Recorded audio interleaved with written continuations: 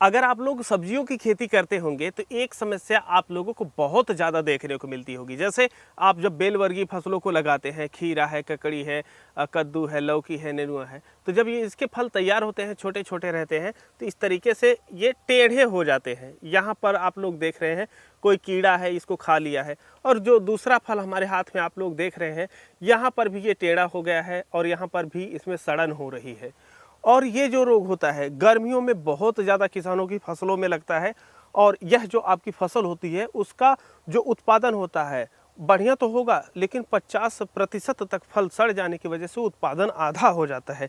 लेकिन इस वीडियो में हम आपको एक ऐसी चीज़ बताने जा रहे हैं जिसका अगर आप लोग पालन करते हैं तो ये जो रोग है आपका पूरी तरीके से समाप्त हो जाएगा। लगभग पूरी तरीके से समाप्त होगा, 100% नहीं होता है।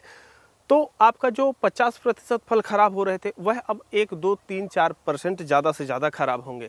तो ये दवा कौन सी है? सबसे पहली चीज़ होती है कि अगर आपकी फसल में या किसी व्यक्ति को कोई भी रोग लगा है तो उसकी जड़ को समझा जाए। जब आप जड़ समझ लेंगे उसके हिसाब से जब आप दवा देंगे तो बहुत ही बेहतर आप लोगों को रिजल्ट मिलेगा। आप लोग देखते होंगे कि जो डॉक्टर जो रोग है उसकी जड़ को पकड़ते हैं, उसको ख़त्म कर देते हैं, फिर वो रोग जल्दी होता नहीं है।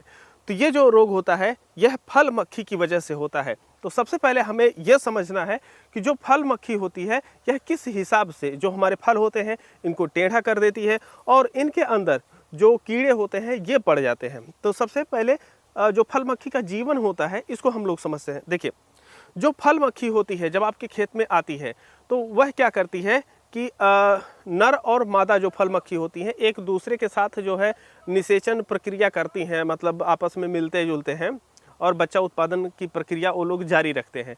तो जब मादा जो फल मक्खी होती है वो प्रेग्नेंट हो जाती है तो उसको अंडे देने होते हैं, और जब अंडे देने होते हैं तो वो एक ऐसे फल का तलाश करती है जहाँ पर वह अपने अंडे दे दे और उसके अंडे सुरक्षित रहे। तो जो आपकी फसलें होती हैं उनमें जो छोटे फल होते हैं क्योंकि उसमें छेद करके अंडे देना आसान रहता है, जो बाहरी परत होती है यह टाइट नहीं होती है, तो वह छोटे फल का चुनाव करती है जो अभी विकास की पहली अवस्था में होते हैं, जो छोटे छोटे फल होते हैं। जैसे आपका नेनुआ, लौकी, कद्दू, करेला, खीरा, खरबूजा, तरबूजा इत्यादि प्रकार की जो फसलें होती हैं तो उनमें यह जाती है, डंक मारती है और उसके बाद अंडे वहीं पर अपना छोड़ देती है।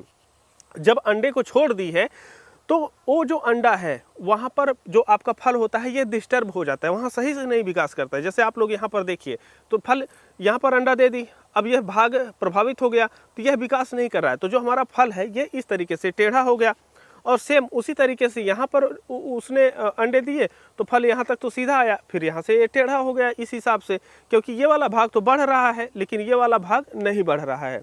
तो इस तरीके से आपके फल टेढ़े हो जाते हैं।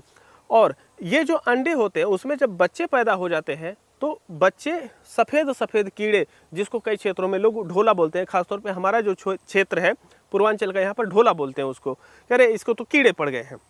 तो इस तरीके से जब आपके अंडे से बच्चे आ जाते हैं और तब तक लगभग जो फल होता है ये तैयार हो जाता है, तो जब आप इसे इस तरीके से तोड़ते हैं तो आप लोग देखेंगे कि यहाँ पर जो है फल जो होता है ये सड़ जाता है। तो इस तरीके से आप लोगों को देखने को मिलता है। अब ऐसे फल अगर आप बाज़ार में लेकर के जाएंगे तो लोग खरीदते नहीं हैं। अब जब भाई आपका फल सड़ा है तो कौन ही खरीदने चाहेगा। तो अब बात आती है कि हम इस समस्या से निजात कैसे पा सकते हैं। तो आइए दिखाते हैं हम आपको। ये हमारे केले की फसल मुख्य फसल है और इसमें हम सह फसली के तौर पे खीरे की खेती किए हुए हैं और यहाँ पर जो प्रोडक्शन है काफ़ी ज़्यादा बेहतर जा रहा है।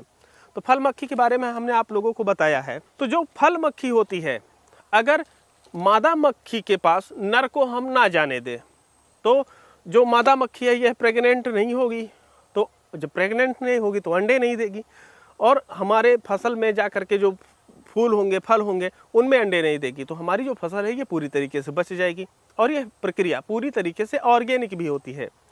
तो उसके लिए एक ट्रैप लगाया जाता है और आप लोग देख रहे हैं यह ट्रैप है और इसके अंदर आप लोग देखेंगे एक ब्लॉक दिया गया है।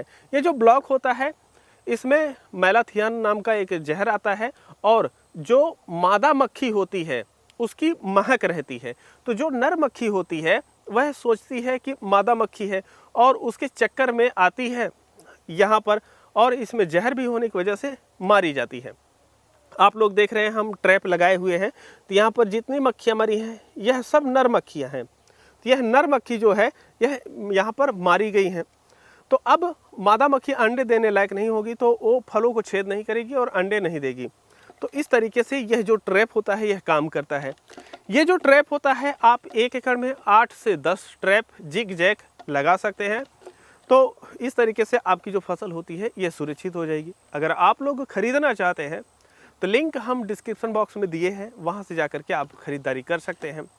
ये तो हो गई ट्रैप वाली बात।